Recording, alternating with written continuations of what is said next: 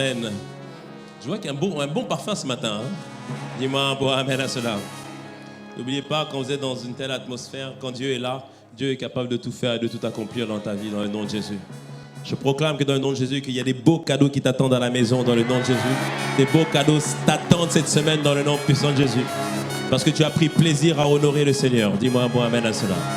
Amen. Donc nous sommes contents d'être rentrés. Amen. Bon, à part la température. Donc nous étions en Martinique avec le frère Brian. Donc bienvenue à tous pour ce moment de culte. Donc je vous amène les salutations de ICC Martinique. Donc il vous salue.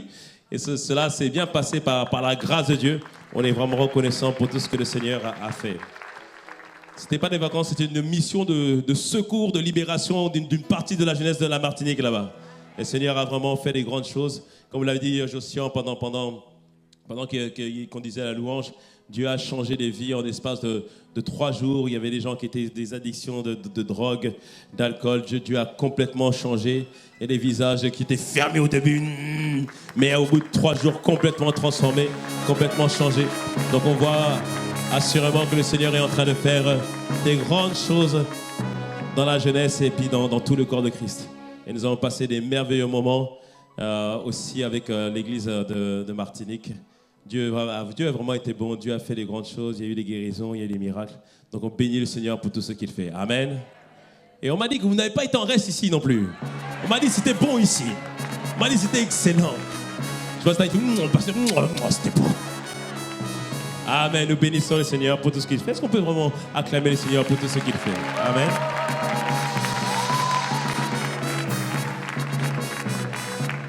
Cela nous montre que Dieu n'a pas oublié la francophonie. Amen. Et Dieu ne nous a pas oubliés. Amen. Et je vais continuer sur la même lancée que pasteur Ghislain la semaine dernière vous a parlé de l'importance d'être un gagneur d'âme.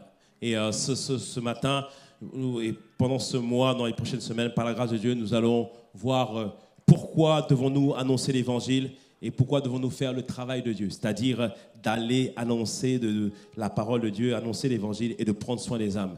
Et nous allons voir dans les prochaines semaines de manière pratique quelles sont les stratégies que Dieu va nous donner. Dis avec moi stratégie. Parce qu'il faut être stratégique. Stratégie pour ta famille, stratégie pour la région. Dieu va nous inspirer. Dis-moi un bon amen. La moisson est arrivée. C'est le temps de la récolte. C'est le temps où tes prières ont arrosé. Maintenant, on va aller faire et Dieu va faire en sorte que des gens vont venir au Seigneur Jésus. Dis-moi un bon amen. Je vois tes enfants venir louer le Seigneur. Je vois tes cousins venir louer le Seigneur. Je vois ta femme venir louer le Seigneur. Je vois ton mari venir. Je vois ton voisin venir. Je vois tes collègues de travail venir. Dis-moi un bon amen à cela. Amen. Et il faut que nous puissions tous comprendre que les âmes qui sont perdues, c'est l'aspiration de notre Dieu. Et ce matin, nous allons mettre la base pour vraiment comprendre pourquoi devons-nous absolument annoncer l'évangile et faire le travail de Dieu. Un jour, Jésus était rassemblé avec tous ses disciples. Ils étaient en train de souper, de partager un repas. Si tu regardes, Jésus passait beaucoup de temps à table. Hein. Mais c'était pour l'évangile, pour proclamer l'évangile. Dis-moi un bon amen. Et on voit qu'en Luc 14, à partir du verset 15, il est à table avec tous ses disciples. Il y a un de ses disciples qui s'écrie. Il dit « Heureux celui qui prendra son repas dans le royaume des cieux. » Annonçant qu'il viendra un temps où nous allons tous prendre notre repas dans le royaume des cieux. Dis-moi un bon amen. La table sera prête et alors nous allons tous célébrer les noces de l'agneau. Et ce jour-là, je dirais à ma sœur Gania, on a eu raison de croire dans le Seigneur. Je dirais à mon frère Armand, on a eu raison de croire au Seigneur. Dis-moi un bon amen à cela. Ce jour-là, nous serons tous rassemblés. Tous nous pourrons proclamer la grandeur de Dieu. Tous nous serons dans la joie. Dis-moi un bon amen à cela. C'est le temps où il n'y aura plus de maladies, plus de problèmes, plus de challenges, parce que nous serons dans la gloire de Dieu. Dis-moi un bon amen. Il dit qu'il n'y a plus besoin de soleil parce que la gloire de Dieu éclairera tout ce lieu. Dis-moi un bon amen à cela. Dis-moi un bon amen. Nous souperons tous ensemble. Nous serons tous prêts à passer ce temps avec le Seigneur. Et cet homme s'est écrié et a dit cela. Mais Jésus a répondu à cet homme par une parabole. Oh Jésus. Jésus, tu poses une question, il fait une parabole. Tu fais une déclaration, il fait une parabole. Quand il fait une parabole, c'est-à-dire qu'il veut installer une vérité. Il veut faire comprendre une vérité. Et cet homme qui s'écrit, heureux, nous allons prendre le repas dans le royaume de cieux. Jésus lui dit, je vais te raconter une parabole et je vais te la raconter. Il dit cette parabole à cet homme. Un homme donna un grand souper et il invita beaucoup de gens. À l'heure du souper, il envoya son serviteur dire aux conviés, venez car tout est prêt. Tout est déjà prêt. Mais tous, unanimement, se mirent à s'excuser. Le premier lui dit, j'ai acheté un champ et je suis obligé d'aller le voir. Excuse-moi, je te prie. Un autre dit, j'ai acheté 5 paires de bœufs et je vais les essayer. Excuse-moi, je te prie. Un autre dit, je viens de me marier, c'est pourquoi je ne puis aller. Et le serviteur, de retour, rapporta ces choses à son maître. Et la Bible lui dit que le maître de la maison était irrité. Et dit à son serviteur, va promptement dans les places, dans les rues de la ville, et amène ici les pauvres, les estropiés, les aveugles et les boiteux. Verset 22, le serviteur dit, maître, ce que tu as donné a été fait, et il y a encore de la place. Et verset 23, le maître dit au serviteur, va dans les champs et les longs des haies, et ce que tu trouveras, contrains-les d'entrer, afin que ma maison soit remplie. Car je vous le dis, aucun de ces hommes qui avaient été invités ne goûtera de mon souper. On voit cet homme qui s'était crié pour dire, heureux ceux qui vont être qui vont prendre le repas dans le royaume des cieux. Mais Jésus répond à ce qu'il a dit par une parabole. Dans cette parabole, il explique que le maître de la maison, le maître qui a préparé la table, c'est Dieu. Et ce qu'il désire, c'est que sa maison soit pleine. Ce qu'il désire, c'est que tous puissent venir souper. Ce qu'il désire, c'est que sa maison soit entièrement remplie. Ce que Jésus dit, c'est que oui, nous serons là-haut pour l'éternité, à louer, adorer, exalter, oui. Mais avant cela, il faut faire les œuvres. Avant cela, il faut aller prendre des âmes. Avant cela, il faut aller annoncer l'évangile. Avant cela, il faut s'assurer que la maison de l'Éternel soit remplie. Dis-moi pour amen si tu es d'accord avec cela. Je vais expliquer cela. Il montre le désir du Père. Le désir du Père, c'est que sa maison soit remplie entièrement d'âmes qui viennent de partout. Et au travers de cette parabole, tu verras qu'on va expliquer dans les prochaines semaines, par la grâce de Dieu, que certains ont été invités, ils ont refusé. Certains étaient invités, ils ont refusé. Au lieu de s'accrocher à la foi en Jésus, ils se sont intéressés aux choses du monde. Maintenant, c'est les affaires. Maintenant, c'est le mariage. Mais il faut rester attaché à Jésus. Dis-moi un bon amen. Et après, il donne une stratégie. Allez vers les estropiés, allez vers les aveugles, allez vers les boiteux, allez vers toutes les personnes qui ont des besoins. Allez leur montrer qu'on peut être boiteux, c'est-à-dire ne pas marcher droit, mais être transformé par Jésus et marcher selon les principes de Dieu, marcher selon la parole de Dieu, marcher comme quelqu'un de droit. Dis-moi un bon amen. Rahab qui était prostituée. On se dit, mais forcément, une prostituée, ça ne peut que sortir des prostituées. Mais la Bible dit que Rahab sortit d'elle Boaz, un homme intègre, un homme droit. C'est-à-dire qu'il est possible avec Jésus, lorsqu'il te prend, il te change entièrement. Tu étais une prostituée, mais de toi sortiront des Boaz. Dis un bon amen.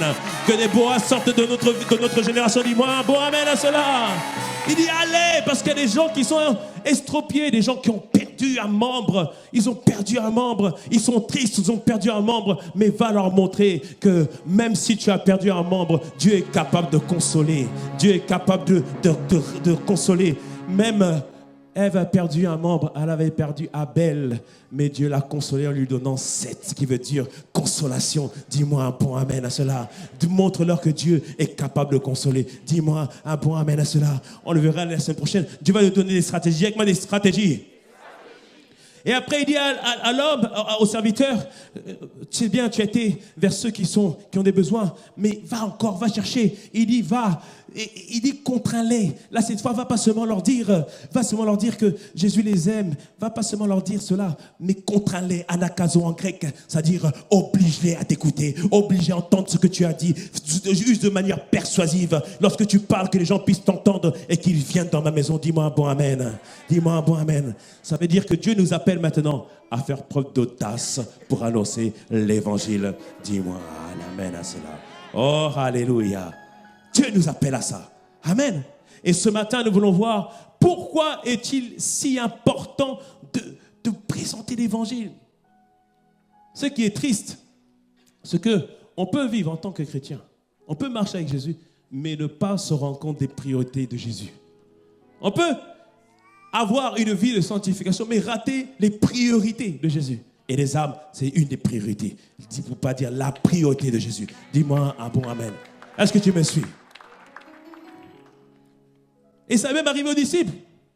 Jésus qui arrive en Samarie en Jean 4. Son but, c'est de prendre la Samarie. Son but, c'est de faire en sorte que la Samarie soit conquise, comme il veut que ta ville soit conquise dans le nom de Jésus. Il veut que cette Samarie soit conquise. Jésus est un stratège. Dis comment il est un stratège. Il a des stratégies. Il dit non, mais comment je vais prendre la Samarie?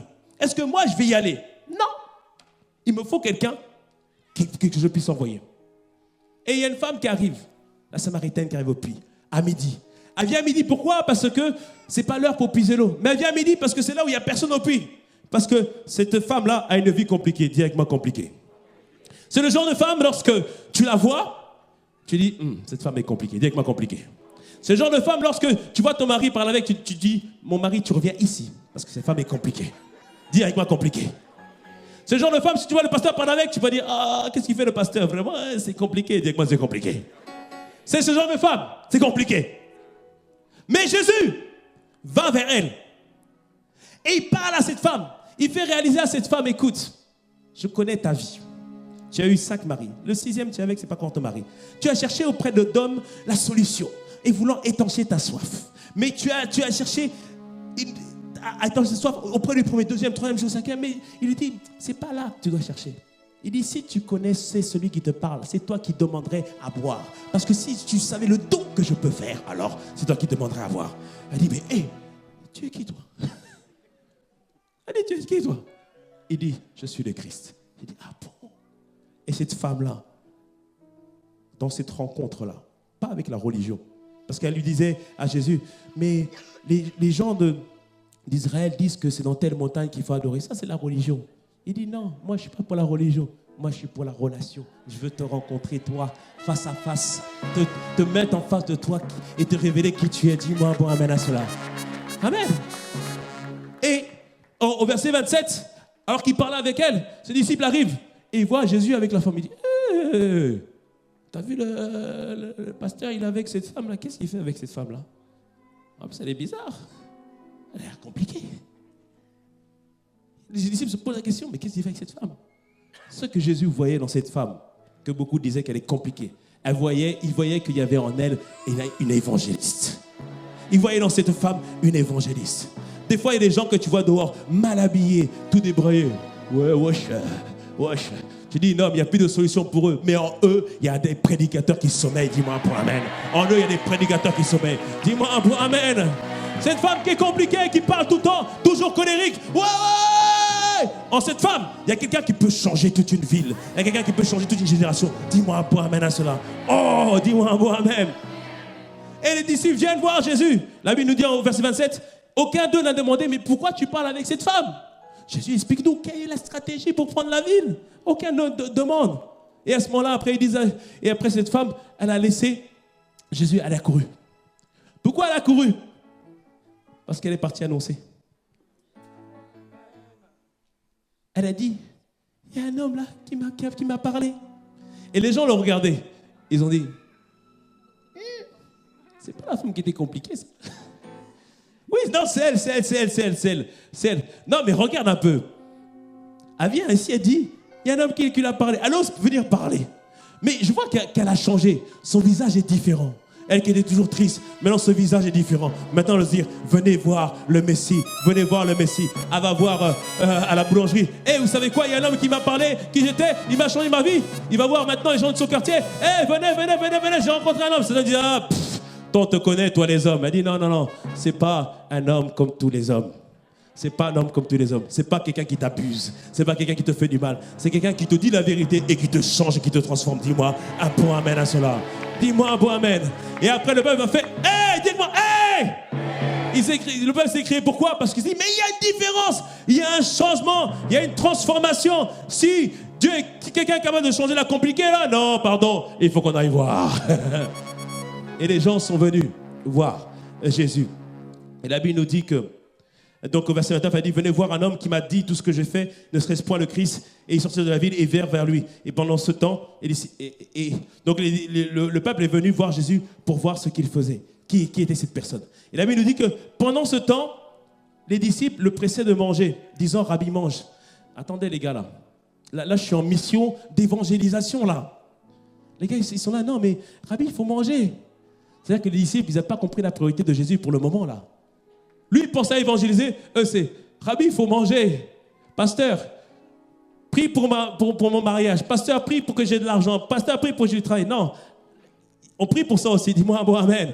Mais là, on prie pour les âmes. Est-ce que tu me suis? C'est-à-dire que remettons un peu en place les priorités. Amen. Ses disciples, c'est là. Rabbi, mange, il faut que tu manges. Mais il dit, mais les gars, non. Moi, ma nourriture, c'est pas de manger les choses naturelles. Il dit au verset 34, ma nourriture est de faire la volonté de Dieu et d'accomplir son œuvre. De faire la volonté de Dieu et d'accomplir son œuvre. C'est-à-dire ce qui lui fait plaisir, ce qui lui fait du bien. Faire la volonté de Dieu, c'est marcher selon les principes de Dieu. Être agréable à Dieu. Prier, avoir une relation avec Dieu. C'est la première chose. Mais accomplir son œuvre, c'est maintenant aller et devenir un gagnant d'âme. Dis-moi bon amen. Aller et devenir un gagnant d'âme. Marcher droit avec lui, mais aussi être un gagnant d'âme. Dis-moi bon amen à cela. Alléluia. Est-ce que tu me suis? Est-ce que tu me suis?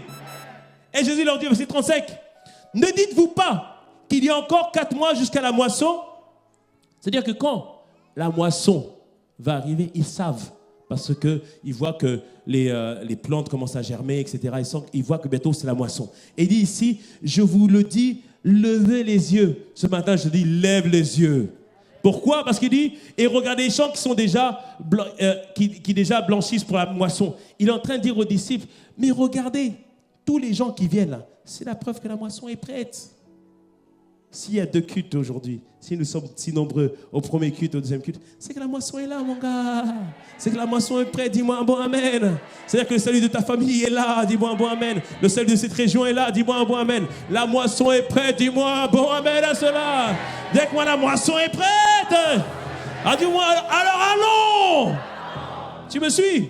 Verset 36 leur dit encore, celui qui moissonne reçoit un salaire et amasse le fruit pour la vie éternelle, afin que celui qui sème et celui qui moissonne se réjouissent ensemble. Car en ceci, ce qu'on dit est vrai.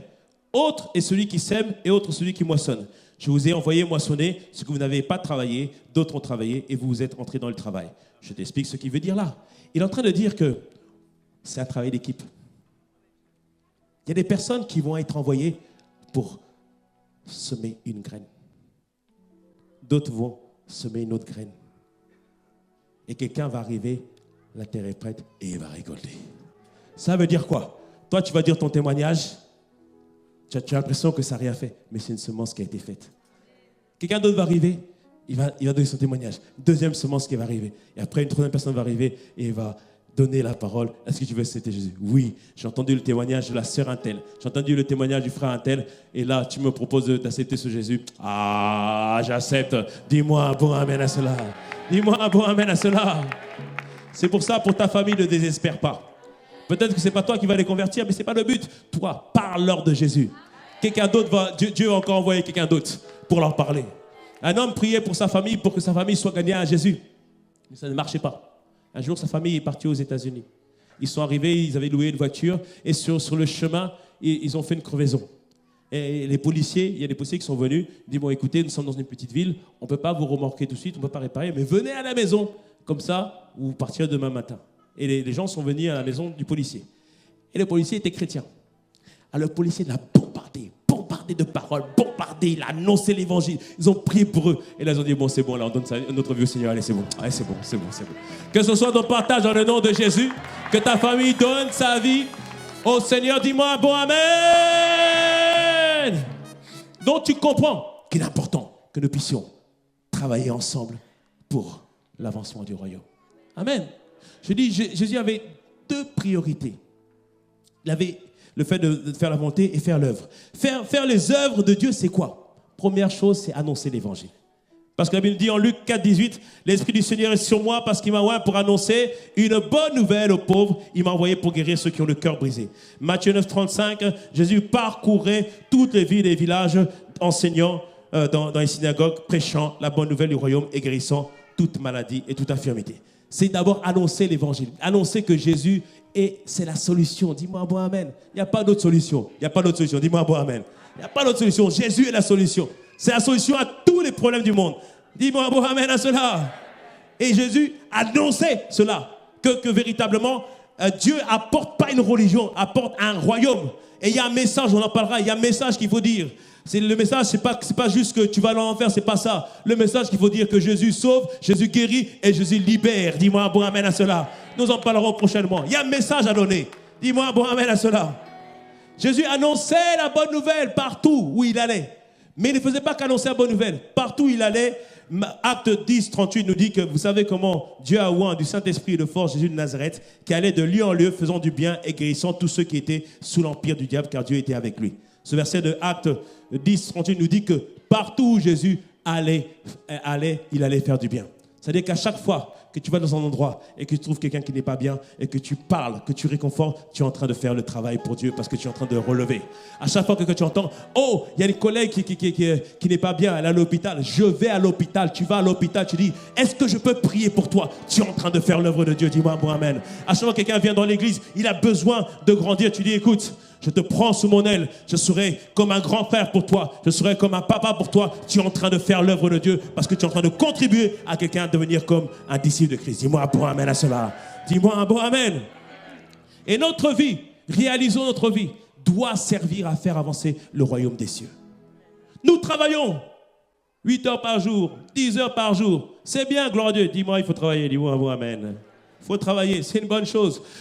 Mais il y a une saison où Dieu nous dit qu'en vain, levez-vous le matin, mais il en donne autant à ses enfants pendant qu'ils dorment. Que ce soit ton partage dans le nom de Jésus. Que Dieu t'en donne autant pendant que tu dormes dans le nom de Jésus. Dis-moi un bon amen. Alléluia. Il nous expliquera dans le cours de l'année, Père. On va rentrer dans cette dimension dans le nom de Jésus. Il faut aller travailler. Nous travaillons. Et chaque mois, par la grâce de Dieu, nous recevons un salaire. Si on ne te paye pas, là, c'est compliqué. Mais chaque mois, nous recevons un salaire, c'est très bien. Mais tout ce que nous faisons ici-bas sur la terre, si ça ne contribue pas à l'avancement du royaume de Dieu, ça ne sera pas récompensé après. Dis-moi un bon amen. Le travail que nous faisons ici, si ça ne contribue pas à l'avancement du royaume, ça ne sera pas rémunéré, ça ne sera pas récompensé là-bas.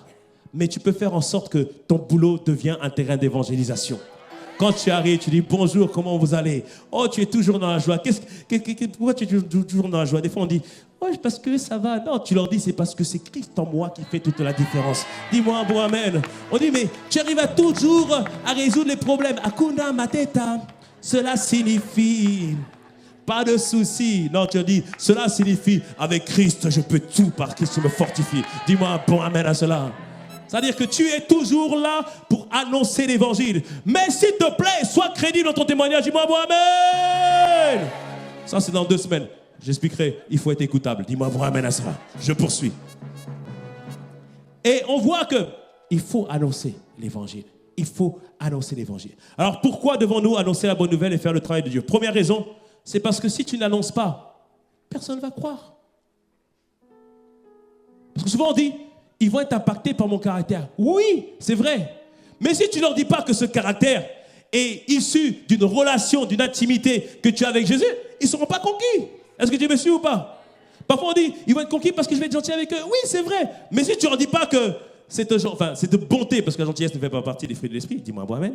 La bonté, cette bonté vient pas de moi, mais vient de la relation que j'ai avec Jésus. C'est là qu'ils seront conquis. Dis-moi bon amen à cela.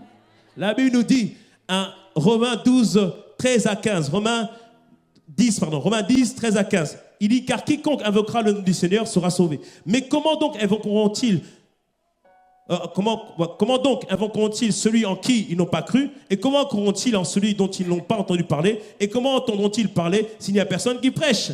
Et comment y aura-t-il des prédicateurs s'ils ne sont pas envoyés? Comme il est écrit, qui sont bons les pieds de ceux qui annoncent la paix et de ceux qui annoncent de bonnes nouvelles. Il dit ici que pour que les gens puissent croire, pour que les gens puissent invoquer le Seigneur, il faut qu'ils croient en lui. Pour qu'ils puissent croire en lui, il faut qu'ils aient pu avoir entendu parler de Jésus. Pour qu'ils puissent avoir entendu parler de Jésus, il faut que quelqu'un parle. Et cette personne, c'est toi qui dois y aller, c'est moi qui dois y aller. Dis-moi un bon amen à cela. Dis-moi un bon amen. Première raison, pourquoi? Parce qu'il faut que les gens entendent parler de Jésus. Deuxième raison, pourquoi on doit annoncer l'évangile et pourquoi on doit faire le travail de Dieu, c'est parce que j'ai dit tout à l'heure, le travail qu'on peut faire ici, c'est bien, gloire à Dieu, il faut travailler, il n'y a pas de problème. Mais le travail qui sera récompensé à l'éternité, c'est le travail qu'on fait pour l'avancement du royaume. Il y a un moment donné, on va tous se rassembler. Dieu va prendre toutes les œuvres qu'on a pu faire. Elles vont être passées par le feu. C'est-à-dire voir est-ce que ces œuvres sont pures. Les seules œuvres qui vont être récompensées, c'est celles qu'on aura fait pour l'avancement du royaume. Dis-moi amen. Gloire à Dieu, tu as construit des belles choses, c'est bien. Mais que ça serve pour être un habitat social et que ça serve pour l'avancement du royaume. Dis-moi amen. Là, tu seras récompensé. Et on doit tous réaliser que Dieu va nous récompenser en fonction du nombre d'âmes qui ont été gagnées à Christ ou qui ont été édifiés au travers de nous pour devenir des véritables disciples de Christ. Est-ce que tu me suis? Est-ce que tu me suis? Alléluia. Est-ce qu'il y a des gens qui sont décidés à ce que leur mariage puisse contribuer à l'avancement du royaume, que leur boulot puisse contribuer à l'avancement du royaume, que leur entreprise puisse contribuer à l'avancement du royaume, que leur invention puisse contribuer à l'avancement du royaume? Dis-moi alors un point amen à cela. Alléluia. C'est 1 Corinthiens 3,13 qui nous dit qu'il y aura un grand feu et ce feu montrera la qualité du travail de chacun. 1 Corinthiens 3,13. Nos œuvres seront testées. Voir est-ce que c'est véritablement des œuvres qui ont mené les gens à connaître plus Dieu. Alléluia. Ça, c'est la deuxième raison.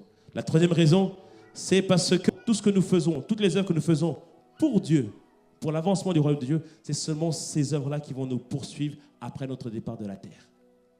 Là-haut, on ne te demandera pas, alors, tu as gagné combien?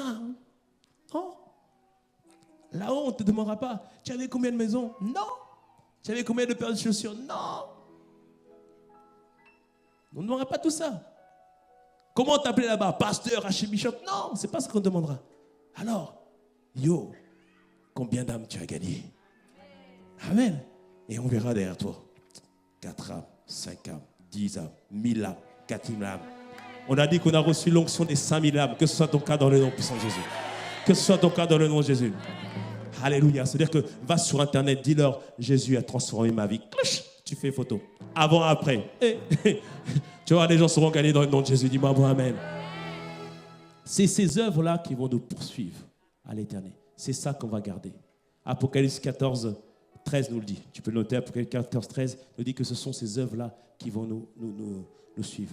Il y a un autre passage dans l'Apocalypse qui dit que dans les noces de l'agneau, nous allons nous parer d'une belle robe. Elle sera plus belle que la robe que tu es en train de regarder en ce moment pour ton mariage futur. Dis-moi bon, amen.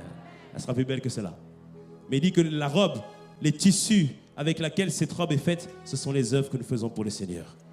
Et à chaque fois que tu fais une œuvre, il y a une part de tissu de la robe qui est en train d'être mise sur toi. Je prie que tu ne sois pas nu devant le Seigneur dans le nom de Jésus. Dis-moi un bon amen à cela. Mais nous serons tous parés d'une belle robe dans le nom puissant de Jésus. Dis-moi un bon amen à cela. Alléluia. Ces œuvres que nous faisons vont nous suivre pour l'éternité. C'est la troisième raison. Quatrième raison, pourquoi tu dois faire le travail de Dieu, annoncer l'évangile, c'est parce que ça tient à cœur à Dieu. Dieu a à cœur celui qui est perdu. Matthieu 12, 11, Jésus nous donne cette parabole. Il dit, mais si vous avez une seule brebis qui est perdue, vous allez la chercher. Dans Luc 15, la parabole des brebis perdues, il dit, il y a un homme qui a 100 brebis, il compte à la fin de la journée 97, 98, 99, ah mince, il en manque une. La Bible nous dit qu'il laisse ses 99 autres, il va chercher celle qui est perdue. Cela nous montre que Dieu a à cœur les gens qui sont perdus. Et la vérité, c'est que nous aussi, auparavant, on était perdus. Si Dieu n'avait pas à cœur de nous sauver, on serait où? Parce que, tu as mis du temps pour te convertir quand même. Hein? Pour d'autres, ça a été premier appel, deuxième appel, troisième appel, quatrième appel. Dieu a dû nous prendre pas. Ah, quand même toi aussi.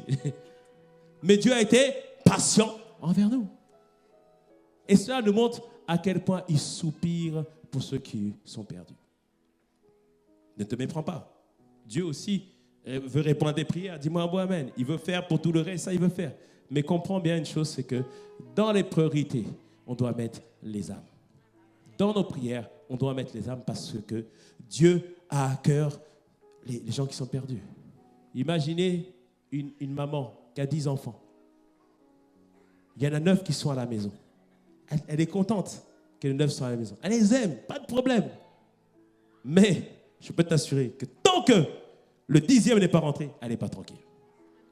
Elle n'est pas tranquille. Et c'est pareil. Dieu qui est le Père par excellence, qui est la définition de l'amour par excellence. De la même manière, son cœur soupire pour tous ceux qui sont perdus. Amen. On voit aussi dans la parabole du fils prodigue. Fils prodigue, le fils qui s'était éloigné de son père. Lorsqu'il revient vers son père, on voit que le père l'attendait. Le père l'attendait patiemment. Ainsi est Dieu. Et il compte sur nous pour que nous puissions aller, que nous ramenons les âmes vers lui. Dis-moi un bon amen à cela. Ah, c'est la priorité de Dieu. Dis-moi un bon amen à cela. Ça, c'est la 4e raison. Parce que ça tient à cœur Dieu. La 5e raison, est-ce que ça va? 5e raison, c'est parce que annoncer l'évangile, proclamer l'évangile, faire l'œuvre de Dieu, prier pour les gens, encourager les gens, c'est le seul moyen pour que les gens puissent voir leurs besoins soient répondus. Par exemple, les gens désirent à la paix. Ils cherchent dans la drogue, ils cherchent dans l'alcool. C'est pas là-bas qu'ils vont trouver. C'est quand toi tu vas aller, mon gars, la drogue, l'alcool ne peut pas te donner ça. Ton besoin véritable, c'est pas ça. Ce que tu as besoin, c'est de Jésus. Comme cette femme à Samaritaine a cherché auprès de plusieurs hommes une satisfaction, d'étancher une soif. Mais je lui ai dit non, ta soif, elle n'est pas là. C'est pas là-bas que tu vas étancher ta soif, c'est auprès de moi. Lorsque je vais vers les gens et je leur dis que je vais vous faire en sorte que votre besoin véritable soit répondu. Quand on était en Martinique, il y avait un jeune qui est venu chez sa tante. Il a dit, ma tante, j'arrive, je vais aller au carnaval. Donc il arrive chez la tante. La tante a dit, écoute ici c'est une maison chrétienne. Donc il n'y a pas de carnaval ici. Elle dit, il n'y a pas de carnaval. Tu vas avec moi à l'église. Et le jeune homme est parti à l'église. Et j'ai fait au deuxième culte, on avait fait, parce qu'ils ont 3 cultes là-bas. Seigneur, alléluia. Et au deuxième culte, on a fait l'appel. Il a donné sa vie au Seigneur. Et sa tante l'a inscrit de force à la retraite. Elle a dit, tu ne vas pas au carnaval, tu vas à la retraite des jeunes. Et il est arrivé à la retraite des jeunes. Et quand il est arrivé à la retraite des jeunes, son cœur était disposé. Pourquoi il était disposé? Parce que sa tante avait prié pour lui. Amen. Quand tu pries pour les gens, ça dispose leur cœur. Ça dispose leur cœur. Mais il faut quelqu'un pour venir maintenant semer la parole dans le cœur qui est disposé. Et lorsqu'il est venu, il a vu, le premier jour, on a parlé de la relation avec Dieu, ce que Dieu était capable de faire. Deuxième jour, on a parlé de comment faire le témoignage. Et on a prié aussi plusieurs fois pour les jeunes. Et ce jeune homme, il avait des addictions à un certain médicament. Et il a besoin de se droguer à chaque fois de ce médicament. Pendant ces 3 jours, il n'a même pas demandé une seule fois le médicament en question. Au bout de 3 jours, son visage était complètement différent. Complètement différent. C'était plus le même. Au début, il était tout petit, il disait rien. Après, tu le vois, il sort, il dit hey, pasteur, venez, on va faire des selfies. À faire des selfies, je vais envoyer ça à mes amis, tout ça. Complètement transformé. Pourquoi? Parce que le besoin qu'il avait, le besoin de se sentir bien, ce n'est pas les médicaments qu'il prenait qui pouvaient le sauver, c'est Jésus qui pouvait le sauver. Dis-moi un bon amen à ça. Autour de toi, il y a des jeunes gens qui sont là, qui soupirent. Un jour, je me suis repenti devant le Seigneur. Je travaillais en Angleterre, il y avait un monsieur qu'on ne voyait plus. Et après, je dis, mais qu'est-ce qui s'est passé? Comment ça se fait qu'on ne le voit plus? Et j'apprends qu'il était en instant de divorce et qu'en fait, on l'avait envoyé en mission. Et ils sont venus le trouver à l'hôtel avec plein de bouteilles d'alcool. J'ai dit, Seigneur, cette personne était à côté de moi. Je n'ai pas prêché l'évangile. J'ai dit, Seigneur, plus jamais ça. Amen. Tu comprends qu'il faut qu'on soit toujours alerte, en fait. Qu'ils sachent qu'il y a une lumière dans le travail. Il y a quelqu'un qui est là, en fait. Tu vois, des fois, ils ne seront pas disposés. On le verra la prochaine fois. Il y a des gens qui ne sont pas disposés. Ils disent, non, je ne veux pas de ton Jésus. J'en veux pas, j'ai pas besoin, j'ai l'argent, j'ai la position, j'ai les femmes, pas besoin. Mais il y a un jour que Dieu permettra, où il n'y a plus l'argent, plus la position, plus les femmes, il n'y a plus rien. Et ils sont à terre. Et toi, tu vas leur dire, viens, je vais te présenter quelqu'un qui est capable de remonter la pente et de donner ta vraie identité. Est-ce que tu me suis? Est-ce que tu me suis? Mais il faut qu'ils sachent que là, chez toi, il y a quelqu'un qui est à Jésus. Dis-moi bon amen à cela. J'ai oublié même de te dire, tes collègues de travail sont déjà au courant que tu es à Jésus.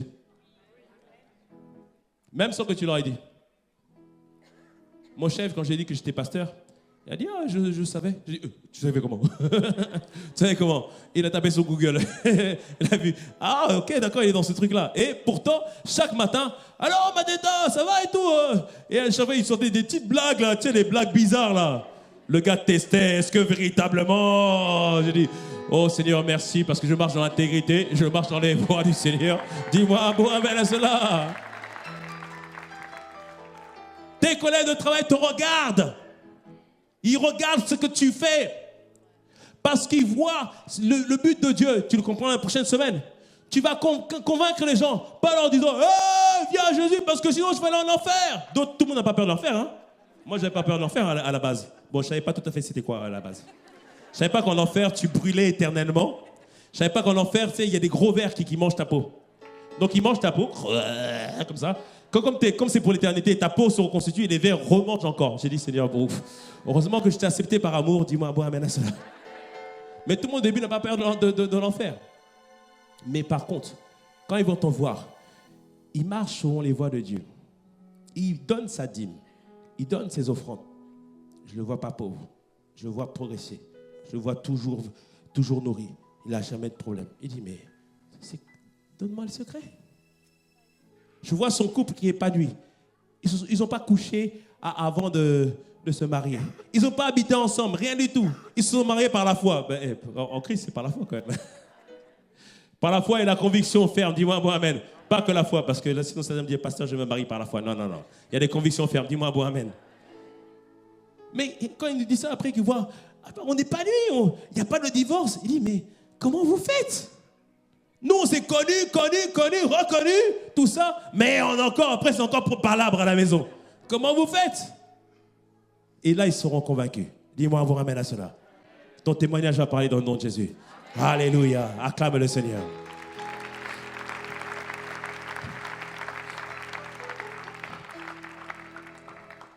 Je passe directement. Pourquoi on n'ose pas témoigner? Pourquoi on n'ose pas témoigner? Parce que l'ennemi met plein de pensées en nous qui nous empêchent de témoigner. Il nous dit, ne témoigne pas, ils ne vont pas t'écouter. Ils ne vont pas être convaincus par ton témoignage. Et tu vas parler comment? Hein? Tu vas dire quoi? Tu ne connais pas la Bible. Tu n'es pas comme le pasteur, tu ne connais pas tous les versets. Moi, je ne connais pas tous les versets non plus, dis-moi, amen. Dieu ne te demande pas de connaître tous les versets par cœur. Dieu te demande simplement de témoigner. Tu sais ce que tu étais avant. Tu sais qui tu as rencontré et tu sais ce que tu es devenu lorsque tu as rencontré cette personne. Dis-moi un bon amen à cela. C'est ce que Dieu veut que tu fasses. C'est-à-dire que c'est ton témoignage, ta personne, ce que tu es devenu. C'est ça qui parle aux gens. C'est ça qui va faire toute la différence. Mais l'ennemi met en nous des pensées. Peur qu'on ne pourra pas convaincre. Mais comme je te l'ai dit, le but, ce n'est pas de convaincre. Le but, c'est de semer la parole et de laisser Dieu faire. Parce que souvent, on se dit, je vais faire l'évangélisation. Donc, en 5 minutes, il faut absolument que la personne soit gagnée à Christ. Des fois, non. Sème seulement. Qu'il sache seulement que tu es là. Tu dis, tous les samedis, à telle heure, je suis ici. Tu vas voir que il va passer. Il est encore là. Il va voir ta détermination. Et à force de semences, à force de paroles, cette personne sera gagnée à Christ. Toi, sème. Laisse Dieu faire le reste. Est-ce que tu me suis? Parfois, on se dit, on n'ose pas témoigner parce qu'on manque de temps. Je suis trop occupé. Mais la vérité, la semaine dernière, pasteur Gisela nous a montré que le tic-tac tourne. Et il y a des gens qui doivent être sauvés avant de partir, en fait. Il y a des gens qui doivent être sauvés avant de partir. Parfois, certains se disent aussi qu'ils n'osent pas témoigner. Ah ouais, ça, je ne l'ai pas dit au premier culte. Parfois, ils ont peur de se faire agresser. Le Seigneur est ta protection dans le nom de Jésus. Dis-moi, amen. Le Seigneur te protégera. Parfois, certains ont peur, mais pasteur, si je prie, est-ce que c'est quelque chose qui va se faire? Ce n'est pas le problème. Toi, prie, laisse Dieu faire. C'est Dieu qui le fait. La Bible nous dit que voici les miracles qui accompagneront ceux qui sont assis. La Bible dit, voici les miracles qui accompagneront ceux qui sont restés devant la télé. Voici les miracles qui accompagneront ceux qui ont quoi? Cru. Amen. Si tu crois, va. Dis-moi, moi, amen à cela. Si tu crois, va. Ça t'accompagne. C'est-à-dire qu'il faut qu'il y ait un mouvement pour que les miracles et les prodiges s'accompagnent. Comme je te l'ai dit, tu entends qu'un collègue n'est pas bien, vas-y, va visiter. Et tu dis, est-ce que je peux faire une petite prière pour toi? Ils diront jamais non. Amen. Et on doit vraiment ôter tous ces freins de notre pensée. Est-ce que tu me suis ce matin? Alléluia. Alors, quelle attitude on doit adopter pour faire un travail efficace pour Dieu? Je l'ai dit tout à l'heure, il a dit aux disciples, contrains-les. Contrains-les, en grec, c'est anakazo. En grec, ça veut dire faire preuve de persuasion. Imposer à tout prix. Forcer même. Jouer de persuasion. Imposer. C'est-à-dire, en d'autres termes, sois déterminé à annoncer l'évangile. Sois déterminé à le faire. Est-ce que tu me suis? Un jour, on était parti faire une évangélisation de rue à Londres. Et comme moi, à l'époque, je n'aimais pas trop ça. Donc, tu faisais ça de manière un peu réservée. Bonjour, est-ce que vous voulez parler? Bonjour, est-ce qu'on peut parler un peu avec vous? Tout ça. Et tu fais un peu timide. Non, c'est bon, c'est bon, c'est bon. Et après, à côté de nous, il y avait 2 jeunes qui vendaient des CD piratés. Ils ne vendent pas des CD piratés, c'est hors la loi. Dis-moi, Mohamed. Ils vendaient des CD piratés. Mais la manière dont ils vendaient leurs CD, ils disaient, hey, mon gars, prends ce CD. Oh, il est trop fort, il est trop puissant, trop excellent. Non, quand tu vas le regarder, tu vas être bien. Il dit, ah, tu aimes les comédies? Tiens, voici un autre CD. Voici. Ils étaient convaincus de leurs produits. J'ai dit, dans ma tête, j'ai décidé de pirater. Les gars sont convaincus comme ça. Les gars sont sans gêne. Les gens, ils disent, mais tu n'avais pas le choix. Hein. Tu passais. Ah non, tu vas l'entendre parler qu'ils vendaient des CD. Il dit, hey, mon gars, le CD. Les gars étaient sans gêne. Ah, depuis ce jour-là, je dis, je n'aurai plus jamais honte de l'évangile de Christ. Je proclamerai l'évangile avec force et avec autorité. Dis-moi un bon amen à cela. Amen. Ce que je suis en train de te dire. Aie confiance dans ce que tu as reçu. Aie confiance que le Dieu que nous servons, il change les vies. Amen. On n'est pas là pour présenter nos religions aux gens. Non, on va leur présenter une relation qui nous a changés, qui nous a transformés, nous. Amen. Prends confiance. Aie confiance en ce que Dieu mettra les paroles dans ta bouche et qu'il agira au travers de toi. Amen. Je te vois prendre... Combien d'âmes tu veux pour cette année? Combien d'âmes pour cette année? Combien d'âmes? Hein? Qu'il soit fait selon ta foi dans le nom de Jésus. Dis-moi un bon amen. Qu'il soit fait selon ta foi. Amen. Juste, allons-y. Allons-y, faisons. Et Dieu va faire. Amen. Par grâce de Dieu, dans les prochaines semaines, on va détailler les stratégies précises et tout ça que Dieu a inspiré. Comment prier quand personne ne reçoit et tout ça, etc. Et on va détailler tout ça. On va prendre. Dis-moi un bon amen à cela. Acclame le Seigneur. Acclame le Seigneur.